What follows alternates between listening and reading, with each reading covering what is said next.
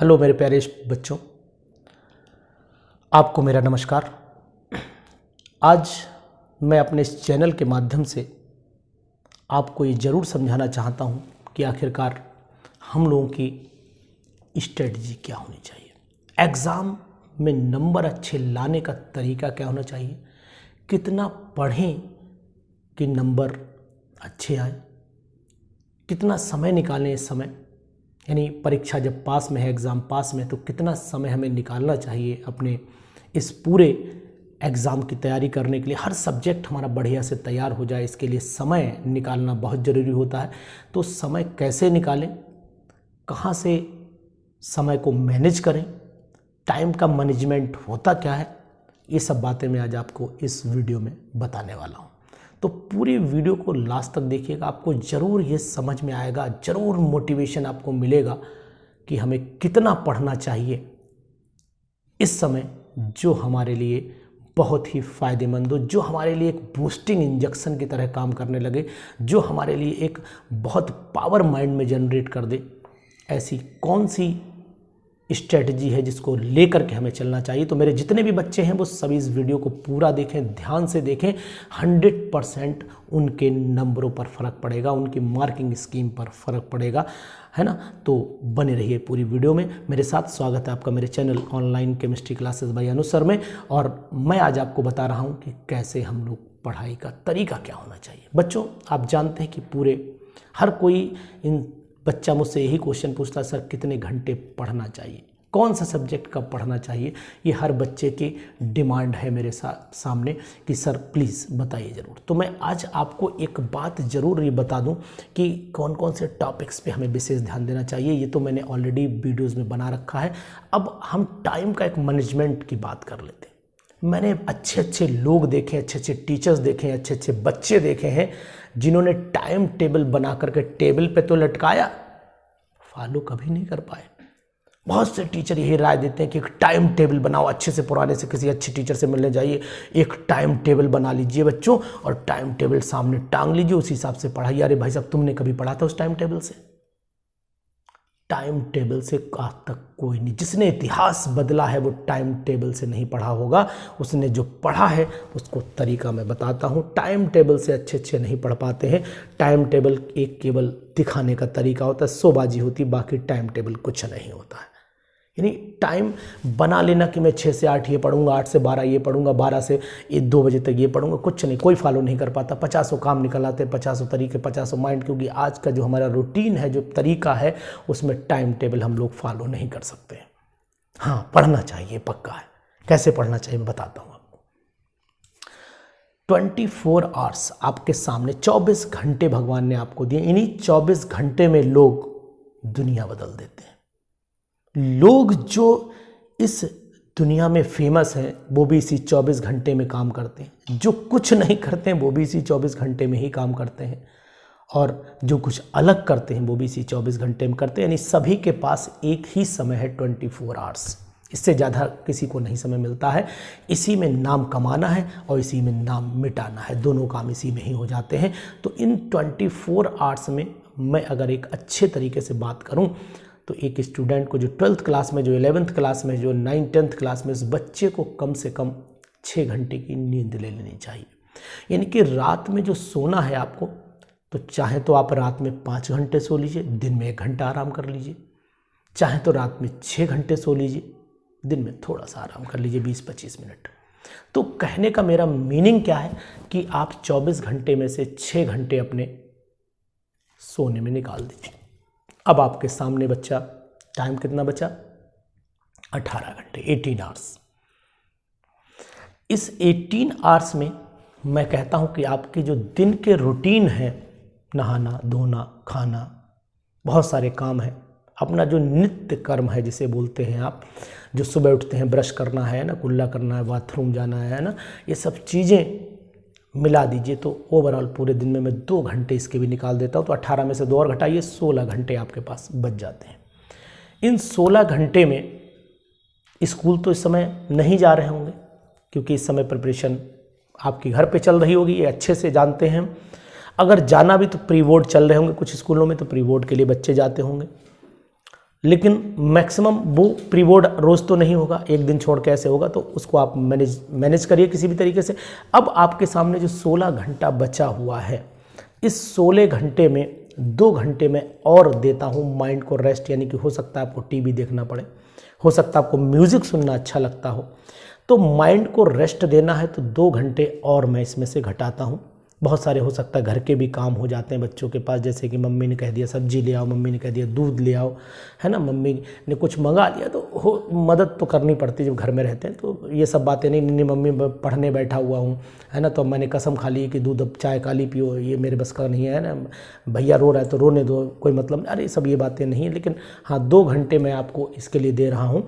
तो ओवरऑल कहने का मेरा मीनिंग है, मैंने आपको 6 घंटे सोने के लिए दे दिए, 2 घंटे मैंने आपको आपके नित्य कर्म जो आपका दिनचर्या है जिसे चलाते हैं आप, है ना, बहुत सारे नहाना धोना, है ना, ये सब करना है, तो इनके लिए मैंने आपको 2 घंटे दे दिए। 2 घंटे आपके माइंड के एंटरटेनमेंट के लिए भी दे दिए, क्योंकि बिल्कुल लगातार पढ़ना भी बेवकूफ़ी ही कहलाती है।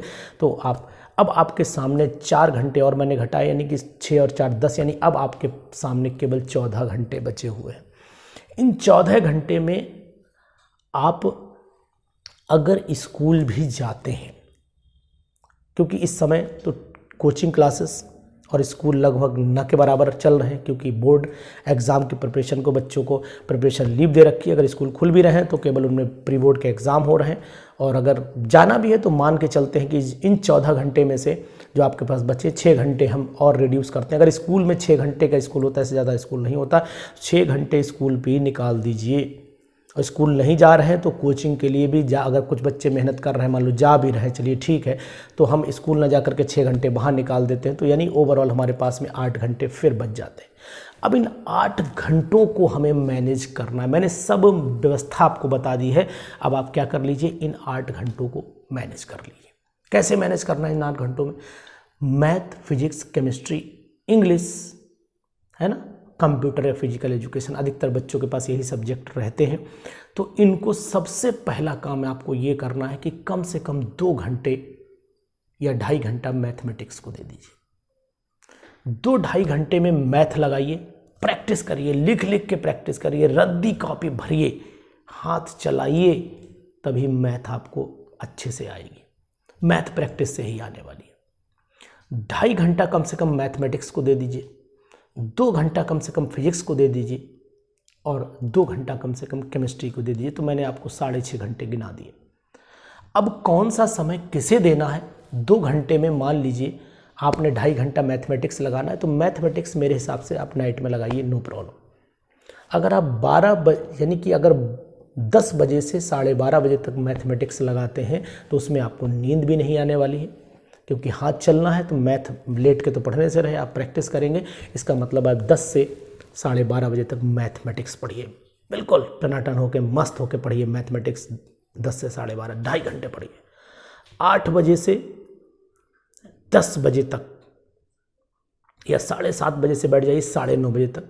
7:30 से 9:30 बजे तक आप केमिस्ट्री या फिजिक्स में से एक सब्जेक्ट ले लीजिए, और 9:30 बजे से जो 10 बजे का टाइम होगा उसमें थोड़ा गैप ले लीजिए, है ना, घूम फिर लीजिए, खाना खा लीजिए, है ना, थोड़ा माइंड फ्रेश के लिए। एकदम लगातार ना बैठिए, कोई दिक्कत वाली बात नहीं। तो आप 2 घंटे कम 7:30 बजे से 9:30 बजे तक के लिए केमिस्ट्री या फिजिक्स में से एक समय दे दीजिए।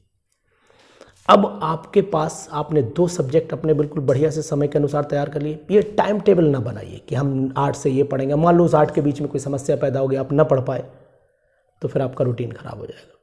कोई भी सब्जेक्ट किसी भी समय पढ़िए, लेकिन पढ़िए, बस एक ही काम है। अब आपने बचा आपके पास रिमेनिंग 2 घंटा जो है वो, अब आपके पास तरीका ये कि अगर आप 12:30 बजे सो जाते हैं तो सुबह उठ जाइए 5, 5:30, 6 बजे तक। उठने के बाद आप 2 घंटे पढ़ डालिए। और अगर आप सुबह नहीं उठ पाते हैं, सुबह सोना चाहते हैं, बोर्ड के बच्चे हैं, तो मैं फिर आपको एक राय ये दूंगा कि आप 12:30 बजे से 2:30 और 3 बजे तक भी पढ़ाई कर सकते हैं, क्योंकि नाइट स्टडी में जो इनपुट 2 घंटे का होगा उसमें कम से कम 4 घंटे का आउटपुट निकल कर आएगा। यानी कि अगर रात में 2 घंटे पढ़ते तो समझ लीजिए दिन के 4 घंटे के पढ़ने के बराबर हो गया। तो एक सब्जेक्ट रात में जाने दीजिए, रात में पढ़ डालिए। चाहे तो आप ऐसा करिए 7:30 बजे से 9 बजे तक केमिस्ट्री पढ़ लीजिए, है ना। 10 बजे से 12:30 बजे तक मैथ या फिजिक्स पढ़ लीजिए, फिजिक्स मैथ पढ़ लीजिए, है ना। अगर फिजिक्स पढ़नी है तो 12 बजे तक पढ़िए, मैथ पढ़नी है तो 12:30 बजे तक पढ़ लीजिए। अगर आपने फिजिक्स पढ़ी है 12 बजे तक तो ठीक है, उसके बाद फिर 10, 15, 20 मिनट थोड़ा टहल लीजिए, नींद आ रही है, मुँह धो लीजिए, चाय पी लीजिए, कॉफ़ी पी लीजिए थोड़ी सी, है ना। उसके बाद फिर बैठ जाइए 12:30 बजे, 3, साढ़े 3 बजे तक मैथमेटिक्स लगा डालिए एकदम मस्त हो करके, और 3 बजे आप आराम से सो जाइए। 8 बजे तक उठिए, फ्रेश होइए, है ना। कॉलेज अगर जाना है तो फिर ठीक है, कॉलेज जाइए, 9 बजे से लगभग सब कॉलेज होते हैं, कॉलेज जाइए, आइए लौट के 1 आध घंटा फिर आराम कर लीजिए। फिर उसके बाद अपना हफ्ते में कम से कम 2 दिन से ज़रूर निकालिए, 2-3 दिन निकालिए कम से कम, जिनमें इंग्लिश पे समय दे सके, फिजिकल एजुकेशन है, कंप्यूटर जो हिंदी, जो भी सब्जेक्ट हैं हिंदी पे, यानी सभी सब्जेक्ट बराबर नंबर के, ऐसा कोई सब्जेक्ट नहीं जो कम नंबर का हो। लेकिन कुछ सब्जेक्ट ज़्यादा मेहनत चाहते हैं, कुछ कम मेहनत चाहते हैं, तो इसलिए मैं आपको राय ये दूंगा कि आप इंग्लिश बीच बीच में पढ़ते रहिए। हिंदी अगर है तो हिंदी, यूपी बोर्ड के बच्चों में हिंदी इंग्लिश दोनों रहती, तो इंग्लिश को समय दीजिए, हर अल्टरनेट डेज पे टाइम निकालिए, दिन में 1-1 घंटा निकाल लीजिए, बहुत हो जाएगा। और संडे वाले दिन बाकी सब्जेक्ट बंद कर दीजिए, आप हिंदी इंग्लिश पे ही ध्यान दीजिए। तो इस तरीके से आप मैनेज कर सकते हैं, यानी पर डे आपको तीनों सब्जेक्ट पढ़ने हैं, फिजिक्स, केमिस्ट्री, मैथ, और अल्टरनेट डेज पर आप दिन में 1-1 घंटा, जैसे सुबह शुरू के 3 दिन इंग्लिश पढ़ लिया, लास्ट के 3 दिन हिंदी पढ़ लिया, अगर आपके पास हिंदी नहीं है, फिजिकल एजुकेशन तो फिजिकल एजुकेशन पढ़ लिया।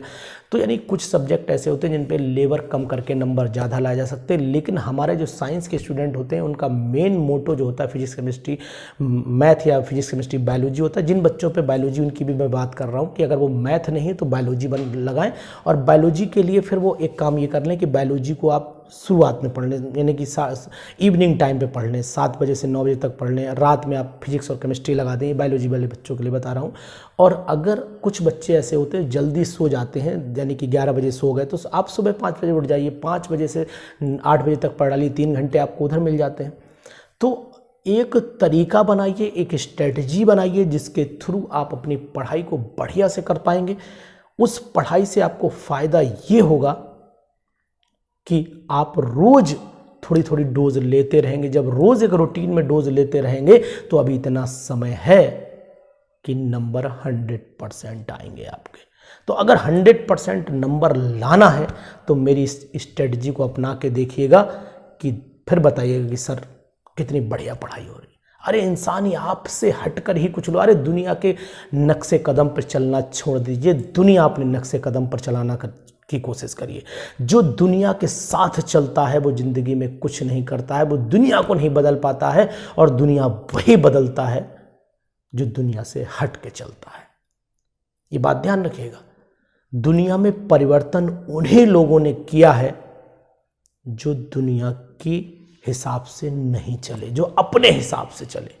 अगर आप दुनिया के हिसाब से चले तो जिंदगी में कुछ नहीं कर पाओगे, और दुनिया को अपने हिसाब से चला दिया तो समझ लेना इतिहास में नाम लिख करके जाओगे। तो इसलिए पुराने विचारों को छोड़ दीजिए, बंद कर दीजिए टाइम टेबल को लगाना अपनी सीट के आगे।